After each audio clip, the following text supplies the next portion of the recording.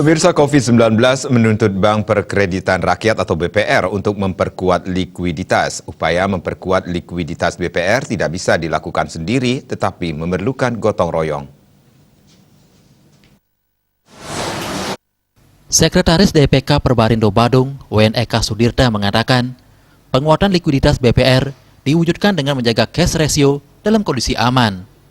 BPR di Kabupaten Badung secara bersama-sama bisa menjaga rasio cash sehingga tetap berada di atas 10% sesuai ketentuan Otoritas Jasa Keuangan OJK. Sudirta menjelaskan, seluruh BPR di DPK Perbarindo Badung akan bergotong royong untuk membantu BPR di wilayah DPK Badung yang mengalami kesulitan likuiditas. Ini komitmen bersama sehingga semua BPR di Kabupaten Badung pada khususnya mampu memenuhi rasio cash tetap di atas 10%. BPR di DPK Perbarindo Badung berjumlah 48 BPR. Semua BPR di Badung sepakat saling bantu memperkuat likuiditas. 48 BPR di Kabupaten Badung secara bergotong royong dengan kekuatan penuh berupaya menghadapi semua masalah yang muncul di era pandemi COVID-19. Permasalahan yang muncul antara lain penguatan likuiditas BPR dengan cash ratio BPR minimal 10% sesuai imbauan OJK.